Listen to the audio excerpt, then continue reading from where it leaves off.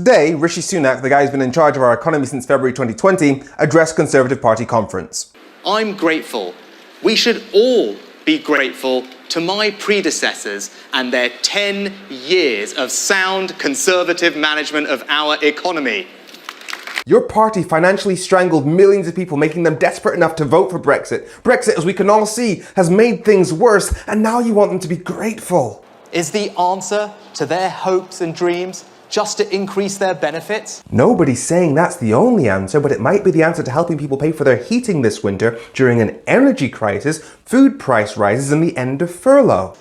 Is the answer to tell that young family the economic system is rigged against you? I'm just going to say it. Nobody who went to private school and then to Oxford, then voted consistently to lower the benefits and against increasing the sick pay of working class people gets to stand on a podium and tell those working class people that the system is fair. It's a plan in action, a Conservative plan, and conference, it is working. So I once had a girlfriend who told me that I shouldn't tell her when her actions were hurting me, who then accused me of dishonesty for failing to tell her when her actions were hurting me, and I still can't quite comprehend the level of gaslighting that it takes to see a country that's going through food shortages, petrol shortages, milkshake shortages, has just had to bring in the army to deal with that, has had record levels of inflation and suffered the worst recession of any G7 country, then stand on a podium and tell them that everything is working fine. Millions of people were on the precipice of losing their jobs, their livelihoods, their homes. Well, the forecasts were wrong. It wasn't that the forecasters had bad models, no. It's just their models did not take account of one thing. And that was this Conservative government, our will to act, and our plan to deliver.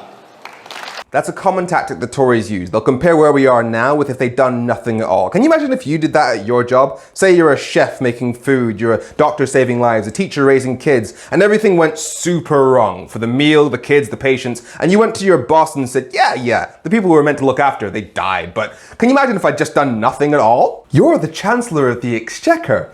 It's your job. And we now have one of the fastest recoveries of any major economy in the world. I would bloody well hope so, because we had the deepest recession of any major economy in the world. I was proud to back Brexit, proud to back Leave. And that's because, despite the challenges, in the long term, I believe the agility, flexibility and freedom provided by Brexit would be more valuable in a 21st century global economy than just proximity to a market.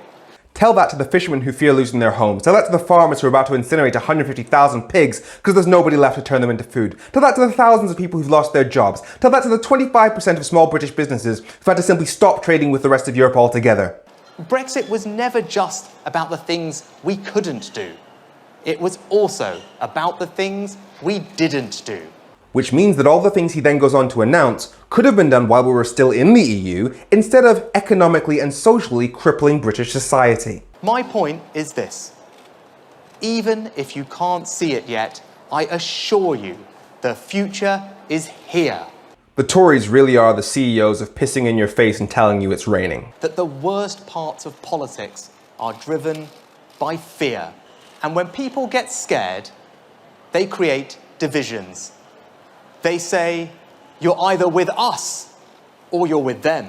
Your party introduced the most divisive policy in British history, turning the entire country into either Leavers or Remainers, and you sold it on a vision of the UK which appealed to older voters but not younger voters, pitting the generations against each other, and you said that anybody who opposed you was betraying the British people, even though the DUP and the Brexit Party, who supported Leave, also opposed you. But you cannot make progress if you're pitting people against each other. Yeah, I absolutely agree. We were warned in 2016 that the NHS would not cope in a pandemic, so we could have spent that time making progress increasing the NHS's capacity instead of engaging in a civil war that your party started. We saw it last week in Brighton.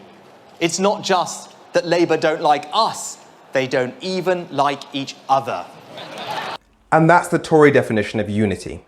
Getting rid of all the people who disagree with you, then claiming to be a happy family. Because, you know, democracy.